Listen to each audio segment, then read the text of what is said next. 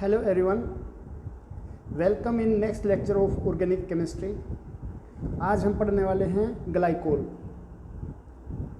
की chemical properties.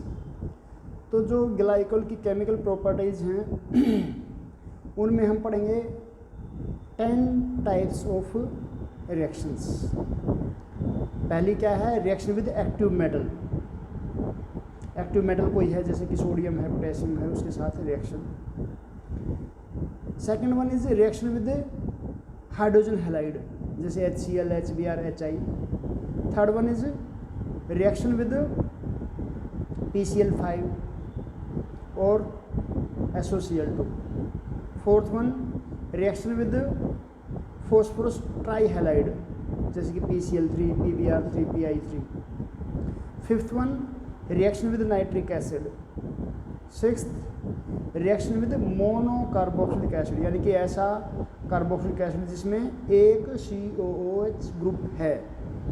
Seventh reaction with dicarboxylic acid. Eighth reaction with aldehydes and ketones. और ninth हम पढ़ेंगे dehydration. Dehydration हम 4 तरीके से करवाएंगे, या तो हीट करके, या using anhydrous ZnCl2 with concentrated H2SO4 with concentrated H3PO4। और 10th हम पढ़ेंगे ऑक्सीडेशन। तो let us start with first one, reaction with active metal.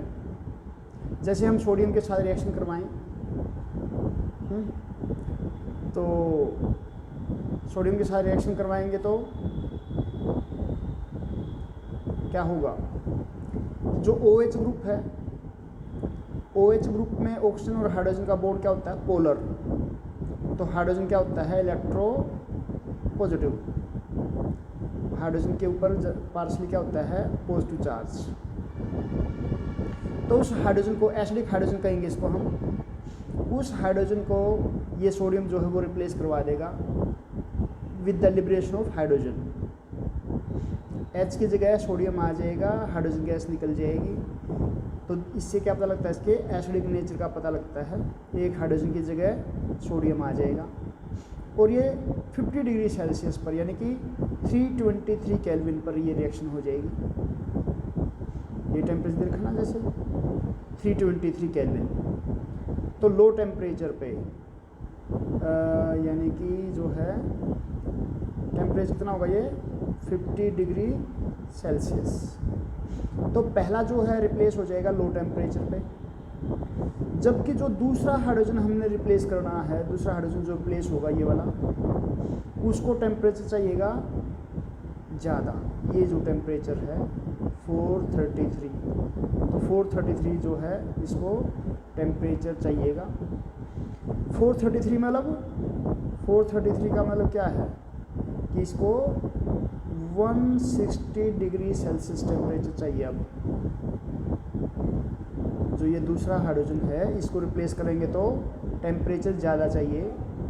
ज़्यादा का मतलब ये 433 केल्विन।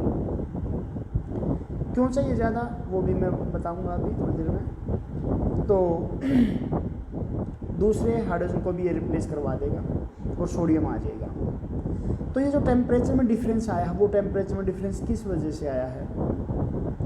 तो टेम्परेचर में जो डिफरेंस आया है उसकी वजह बता देता हूँ मैं। जो पहला जब हाइड्रोजन जो है, ये हाइड्रोजन जो है निकालने के लिए जो सेकंड OH ग्रुप है उसमें ये OH ग्रुप काम करेगा -I का। ये दिखाओ यहाँ पे -I इफेक्ट दिखा रखा है। इस -I इफेक्ट की वजह से ये जो OH बॉन्ड है ये ज़्यादा पोलर हो जाएगा, जिसकी वजह से हाइड्रोजन का निकलना क्या हो जाता है? आसान। लेकिन जब ये OH निकल चुका होगा, जब सिचुएशन हमारी इस तरह की आ जाएगी एक निकलने के बाद, तो ये वाला जो ग्रुप है हमारा O नेगेटिव, ये क्या करेगा? ये +I का काम करेगा। +I का काम करेगा तो ये जो OH ग्रुप है इसके ऊपर इलेक्ट्रॉन डेंसिटी बढ़ा देगा तो इसकी पोलैरिटी कम हो जाएगी, तो ऑक्सीजन कम इलेक्ट्रोनेगेटिव होगा, तो OH बॉन्ड लेस पोलर होगा, तो ये इसको क्या बना देगा, लेस एसिडिक। तो एसिडिक कम हो जाएगा, एसिडिक कम हो जाएगा तो रिमूवल क्या हो जाएगा, मुश्किल। इस वजह से सेकंड OH का निकलना क्या हो जाता है, मुश्किल।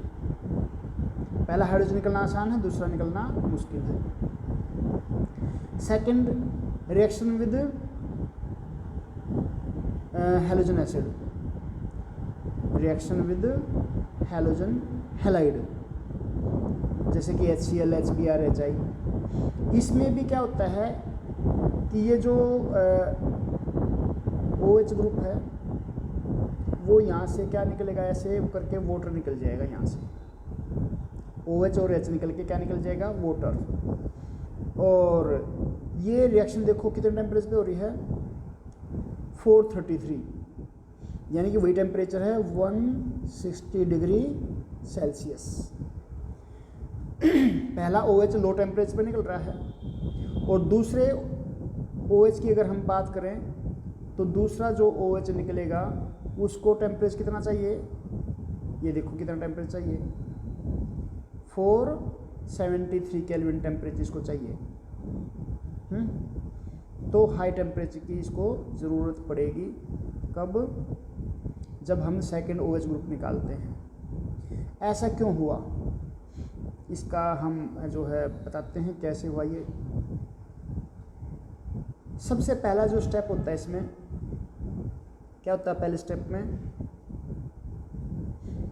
प्रोटोनेशन, पहले स्टेप में प्रोटोनेशन होगा, और फिर कार्बन के ऊपर न्यूक्लियोफिलिक अटैक होगा Cl का।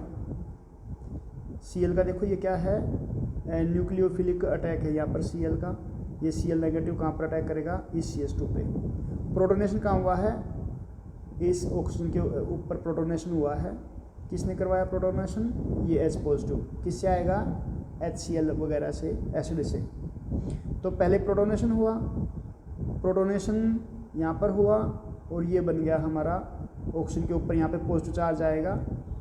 करेक्शन करना बेटा, यहाँ पर क्या आएगा, इसके ऊपर, इस ऑक्सीजन के ऊपर यहाँ पर पॉजिटिव चार्ज आएगा। अब क्या होगा, ये जो Cl है यहाँ पर, ये इस कार्बन के ऊपर अटैक करेगा और इधर से ये बॉन्ड निकल जाएगा।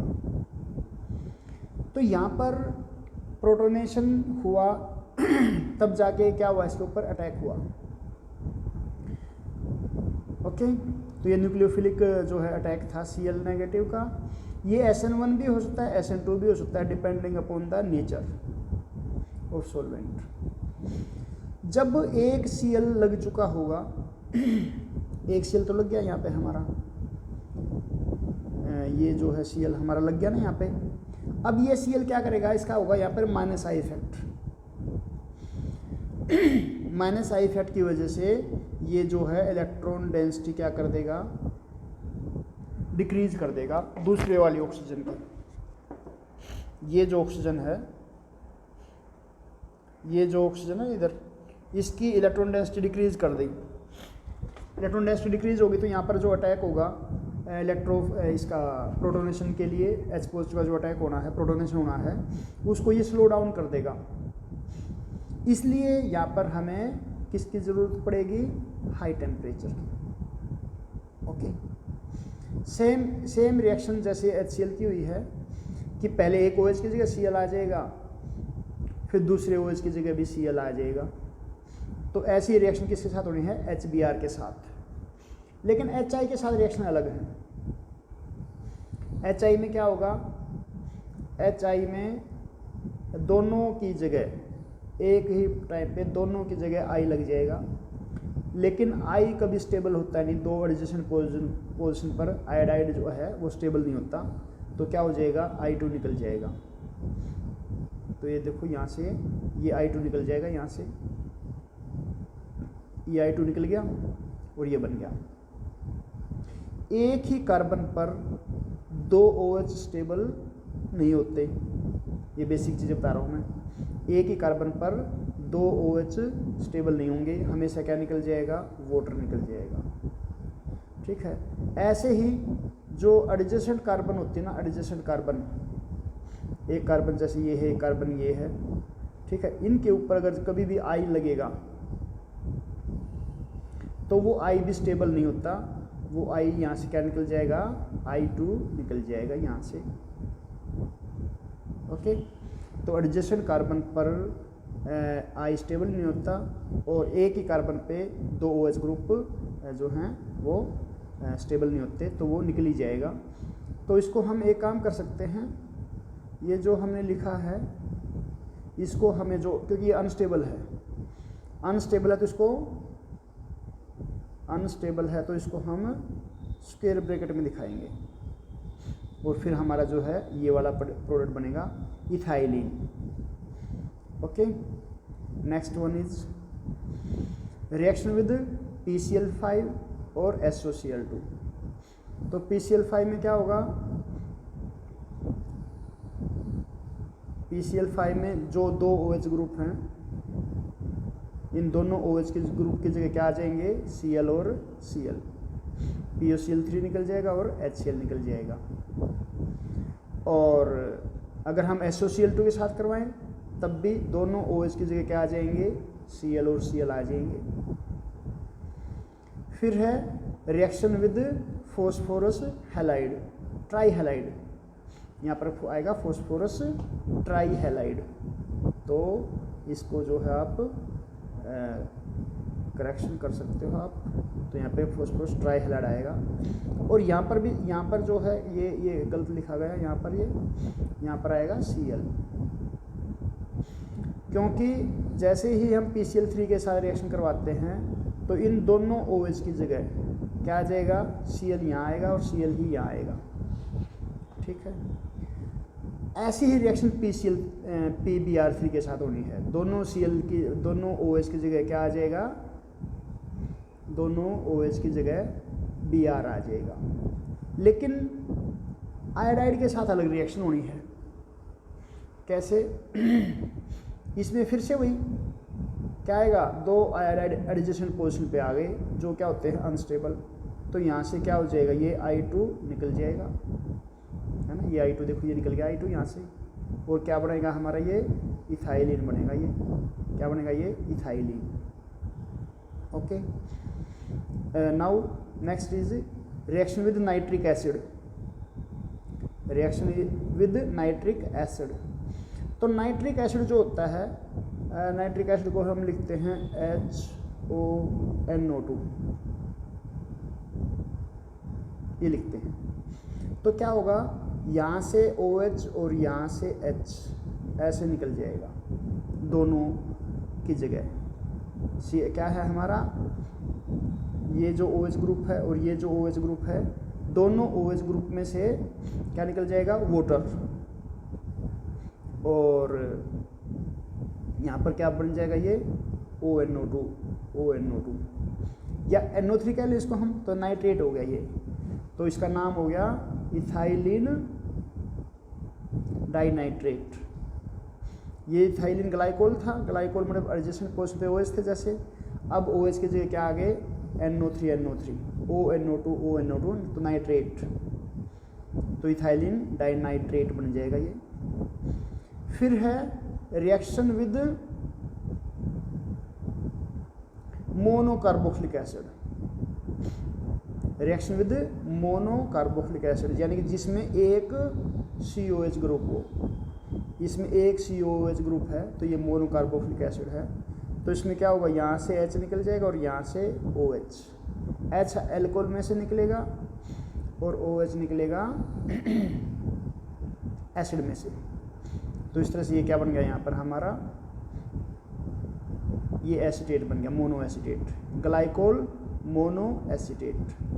अगर हमारे कंसंट्रेशन ज़्यादा है रिएक्टेंट की तो डाई एसीटेट भी बन जाएगा, दोनों OH की जगह क्या बन जाएगा, एसीटेट, OCO3 लग जाएगा दोनों की जगह। जैसे हम बात करें कि अगर कंसंट्रेशन कम है तो ये जो हमारा मोनो एसीटेट बनता है, और कंसंट्रेशन ज़्यादा है यानी कि जैसे हम ग्लेशियल एसिटिक एसिड ले लें तो क्या बनता है, ग्लाइकोल डाई एसीटेट बनेगा ये।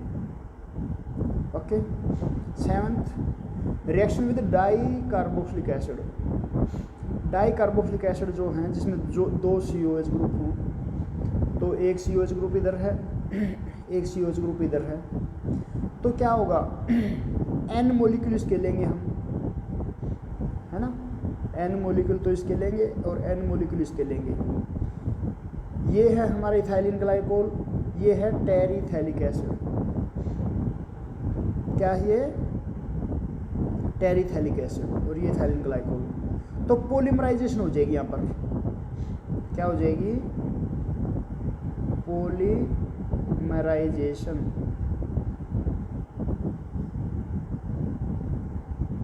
यानी कि पॉलीमर बनेगा। तो ये हमारा क्या बन जाता है, ये टेरिलीन। कैसे बना, यहाँ से H निकलेगा और यहाँ से क्या निकल जाएगा, OH। ऐसे ही इधर वाला OH निकलेगा, इधर से OH निकलेगा, उधर से ये इसका H निकलेगा, एक H। तो जैसे यहाँ से क्या निकला है, ये देखो इधर, यहाँ से ये दिखाई रखा है, ग्लाइकोल में से H निकल गया और एसिड में से OH। ऐसे ही इसमें से क्या निकलेगा, यहाँ से OH निकलेगा, उधर से क्या निकल जाएगा, H। तो ऐसे जुड़ते चले जाएंगे, ये लंबी चेन बन जाएगी और ये हमारा बन जाएगा पॉलीमर, टेरिलीन बोलते हैं इसको, टेरिलीन। टेरिथैलिक एसिड का हमने यूज़ किया, पैरा पोजिशन पे लगा रखे ना COH, हम ये जो है ना ये OH COH ग्रुप है वो पैरा पोजिशन पे है, तो टेरिथैलिक एसिड इसको बोलते हैं, तो पॉलीमर बन जाएगा। Next is reaction with aldehyde and ketone. ये बहुत ज़्यादा इम्पोर्टेंट रिएक्शन है कार्बोनिल ग्रुप को प्रोटेक्ट करवाने के लिए। मान लो हम कार्बोनिल ग्रुप का चाहते हैं कि रिडक्शन हो और दूसरे ग्रुप का चाहें कि रिडक्शन हो, तो हम इसका ये एसिटल वगैरह या कीटोन है तो कीटल बना लेते हैं। अब दोनों रिएक्शन में क्या फ़र्क है देखना, ध्यान से देखना। इधर H है तो ये एल्डिहाइड है, तो ये एल्डिहाइड है। नीचे ये जो पड़ेंगे इसमें दोनों एल्काइल ग्रुप होंगे तो ये कीटोन हो जाएगा। तो ये PTS एज कैटलिस्ट हम यूज़ करते हैं, पैरा टोल्यूइन सल्फोनिक एसिड। इसके साथ जब इसको हीट करेंगे तो क्या हो जाएगा, ये दिखा रखा ना यहाँ पे, जैसे वाटर निकल जाएगा, वाटर निकल जाएगा और इसके साथ ये बॉन्ड बन जाएगा, साइक्लिक एसिटल बोल लेंगे इसको हम, तो ये साइक्लिक एसिटल बन जाएगा। सेम टू सेम कीटोन अगर हम लेते हैं तो इसमें से भी क्या होगा, यहाँ से ऐसे वाटर निकलेगा और वाटर निकल के ये साइक्लिक बन जाएगा। तो इसको कीटोन अगर है तो कीटल बोलेंगे, एल्डिहाइड है तो क्या बोलते हैं हम उसको, एसिटल। तो एसिटल बोलेंगे जब एल्डिहाइड है, कीटोन है तो कीटल बोलेंगे उसको, ठीक है। ये किस लिए यूज़ होते हैं, प्रोटेक्शन करवाने में। एल्डिहाइड और कीटोन को ऐसे कंबाइन करवा के साइक्लिक एसिटल या कीटल बना लो। अब अल्कली मीडियम में कोई भी रिएक्शन करवाओ, कोई भी रिडक्शन करवाओ, कुछ भी करवाओ, कोई चेंज नहीं आएगा।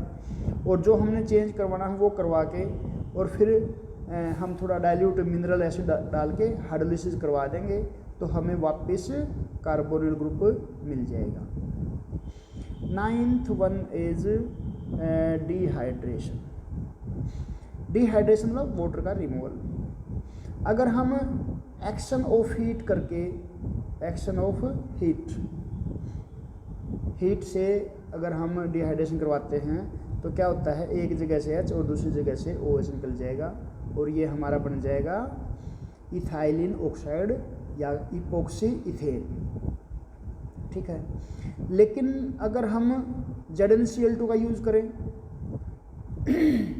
तो ZnCl2 का अगर हम यूज़ करते हैं एनहाइड्रस ZnCl2 का, तो देखो किस तरह से वाटर निकाल लेंगे हम। ये वाटर हमने निकाल दिया यहाँ से, तो यहाँ से वाटर निकल गया तो यहाँ पर क्या आ गया, इधर देखो ये डबल बॉन्ड आ गया।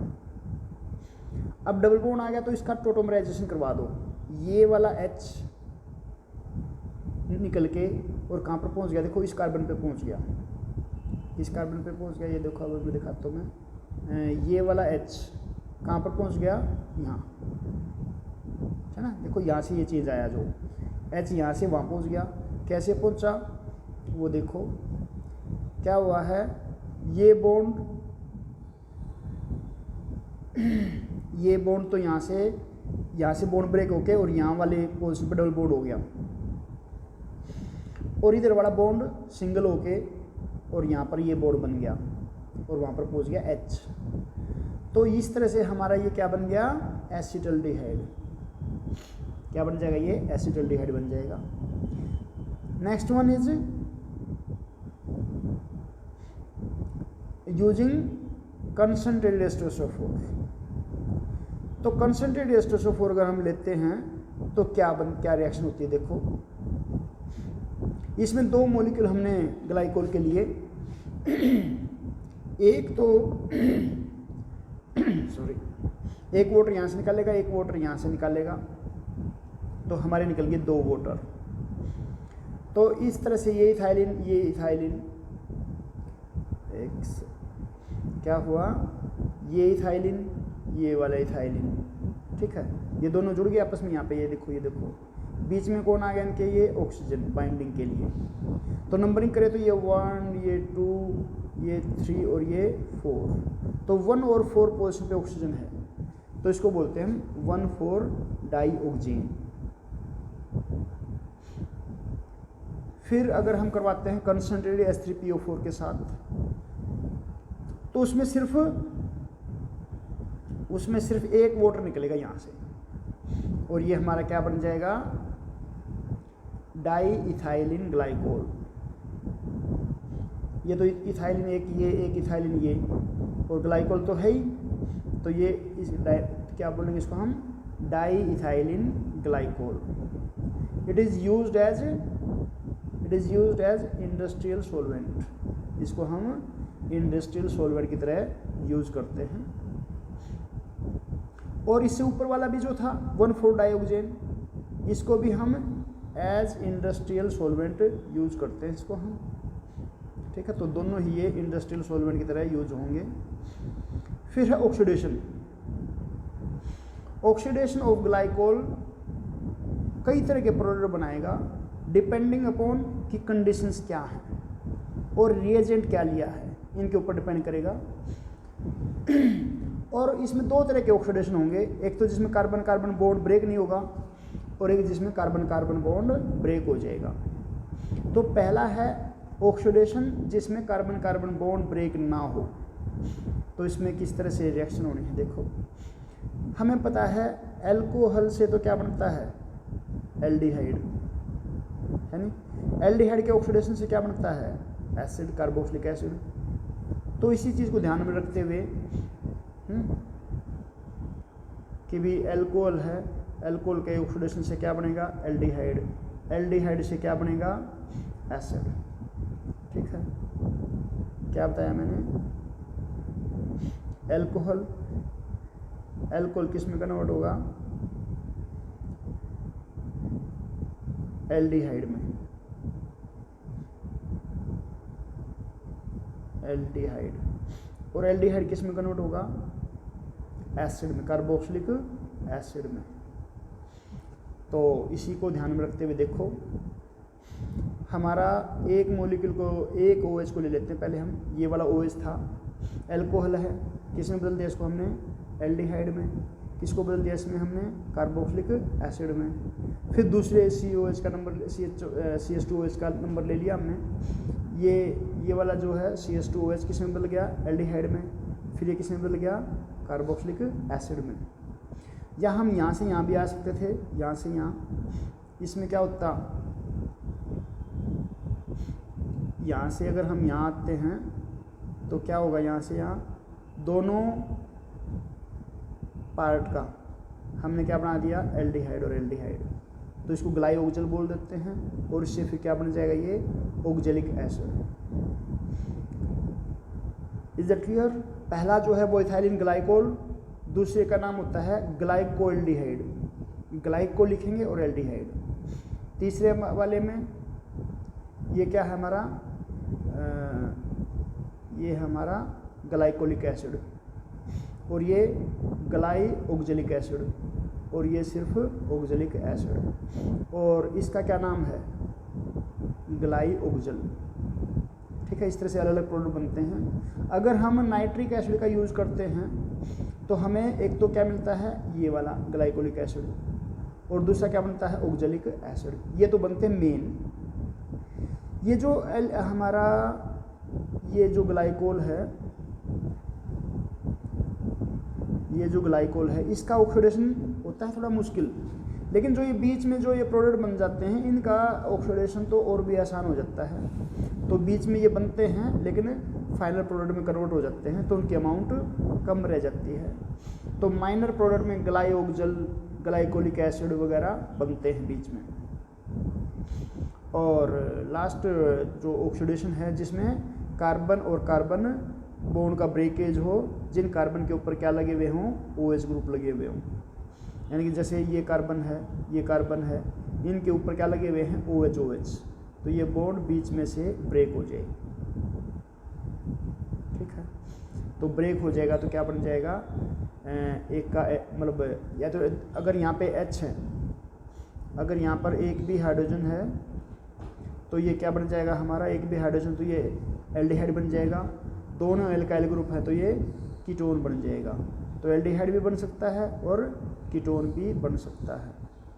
ठीक है, और नेक्स्ट जो टॉपिक है हमारा वो हम कल कंटिन्यू करेंगे। Thank you, have a nice day, bye bye.